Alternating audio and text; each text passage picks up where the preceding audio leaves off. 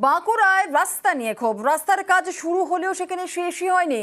অভিযোগ যে এর জেরে বাড়ছে দুর্ঘটনা। প্রতিবাদে কোতলপুরের রাস্তা অবরোধ। পূর্ত দপ্তরের ইঞ্জিনিয়ারকে ঘিরে বিক্ষোভ।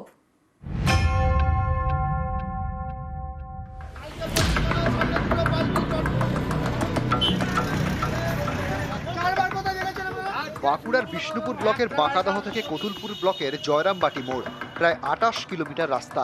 9 মাস আগে এই রাস্তা সংস্কারের জন্য বরাত পায় এক ঠিকাদার সংস্থা। সেই কাজ শুরু হলেও শেষ হয়নি। 26 কিলোমিটার রাস্তা তৈরির পর কাজ থমকে রয়েছে। রাস্তার বাকি অংশ খানাখন্দে ভরা। দুর্ঘটনায় যেন এখানে প্রতিদিনের ঘটনা।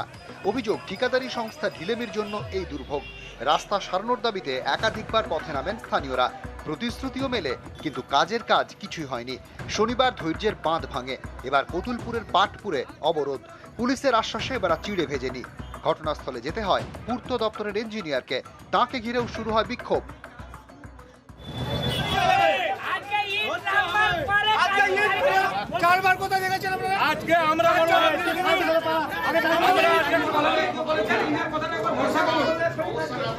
স্কুল আছে, হাই স্কুল, এদিকে প্রাইমারি স্কুল আছে।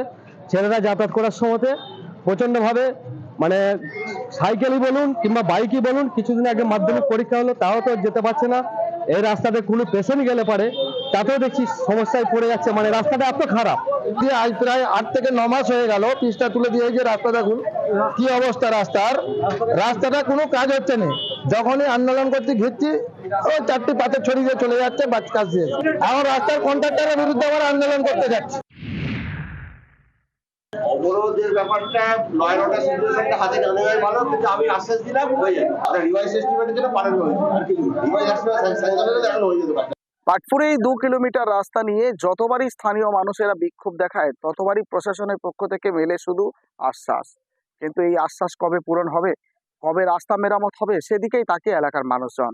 কোতুলপুর থেকে দেবব্রত মণ্ডল, নিউজ 18 বাংলা।